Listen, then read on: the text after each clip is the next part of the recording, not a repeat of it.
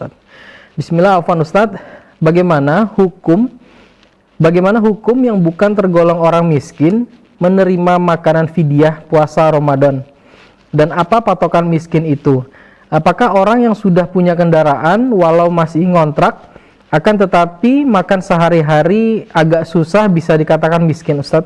Jazakumullah khairan, Ustaz. Bismillahirrahmanirrahim. Alhamdulillah, salatu wassalamu ala rasulillah wa ala alihi wa ashabihi wa man ittaba hudah wa la hawla wa la quwwata illa billah, amma ba'd. Akhwani wa akhwati fiddin, azani Allah wa iyyakum, para pemirsa Al-Furqan TV dimanapun anda berada, yang semoga senantiasa dirahmati oleh Allah Subhanahu wa ta'ala. Alhamdulillah, malam hari ini kita bertemu di majelis kita, majelis konsultasi syariat. Semoga Allah Subhanahu wa ta'ala memberikan taufik kepada kita jadi untuk senantiasa berada di jalan ilmu, jalan kebenaran, jalannya Allah Subhanahu wa ta'ala. Para ikhwas sekalian, berkaitan dengan pertanyaan tadi tentang masalah fidyah puasa. Jadi kata Allah Subhanahu wa ta'ala berkaitan dengan orang yang tidak berpuasa kemudian dia tidak mampu untuk mengqadha, maka Allah Subhanahu wa ta'ala mengatakan fafidyatun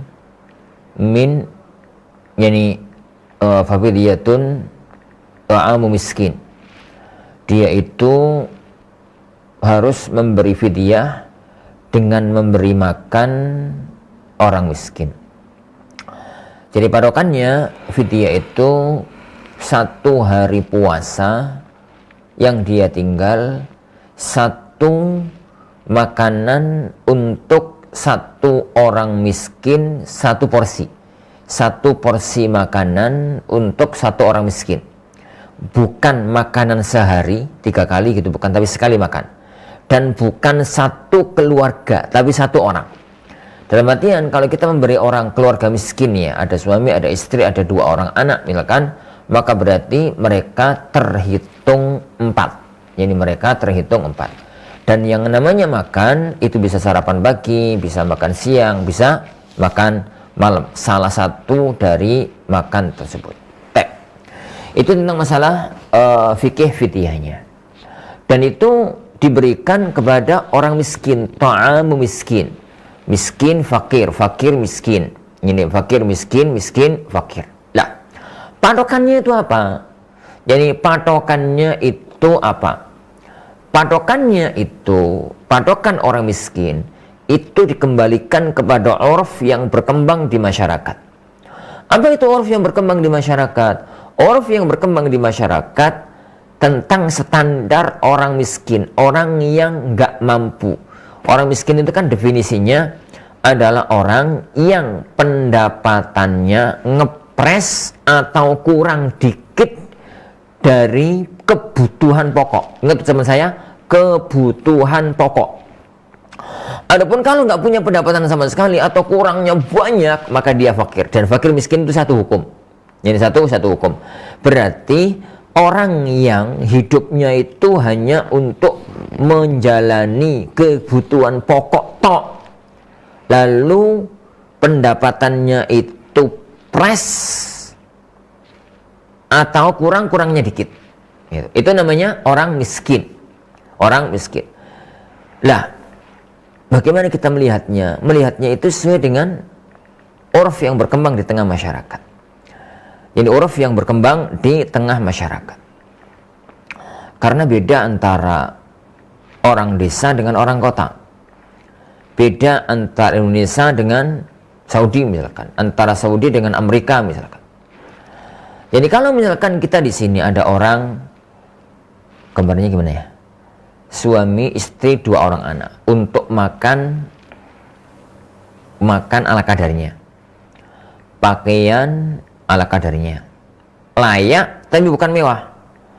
Jadi tempat tinggal ya bisa ditempati, layak ditempati, bukan yang pol gitu ya, bukan yang rumah yang bagus. Yang semacam itu ternyata pendapatannya dia itu pres hanya cukup untuk itu toh, nggak ada lebihnya, atau kurang-kurangnya dikit, maka itu adalah orang yang miskin. Dan itu per daerah itu ini berbeda. Kalau tadi digambarkan bagaimana dengan orang yang masih rumahnya ngontrak, kemudian apa tadi, punya kendaraan. Kendaraan itu apa yang maksudkan itu? Sepeda motor mungkin. Tidak disebutkan, Ustaz. Ya pokoknya kendaraan. Iya. Kemudian untuk makan apa tadi? Makan susah. Makan susah. Untuk makan susah, Ustaz. Kalau kondisinya begitu, Anda lihat masih miskin, makan susah loh. Kendaraan di zaman sekarang itu sudah jadi kebutuhan pokok. Hidup di zaman sekarang kalau berjalan misalkan setengah kilo aja, itu sudah pasti pakai sepeda motor itu. Padahal zaman dulu jalan 1 kilo, 3 kilo itu normal, zaman dulu ya. Tapi itu kan kondisi zaman berubah. Dengan kondisi yang makan susah, rumah masih ngontrak, yani kemudian meskipun punya kendaraan, yang Anda lihat bahwasanya beliau itu masih posisi orang yang miskin yang berhak untuk menerima fidyah. Wallahu a'lam bishawab. Apa tadi yang tersisa tadi? Oh, apabila dia itu menerima fidyah, padahal dia bukan termasuk orang yang berhak menerima zakat, bukan termasuk orang yang berhak menerima fidyah, maka itu apabila kesalahan terjadi karena pemberi, maka dia ngulang. Apabila kesalahan terjadi dari yang menerima, maka tidak ada kesalahan dari yang memberi. Gambarnya begini, ngasih fidyah ngawur, ngerti kalau ada orang kaya di depan rumahnya gitu, orang kaya, jadi ini mau antum-antum nasi melakukan gitu ya, kalau dilewati kayaknya nggak enak, nanti perasaan, nanti sakit hati gitu. Akhirnya tetap dikasih, padahal dia tahu kalau dia orang kaya, maka itu nggak boleh dihitung sebagai fidyah.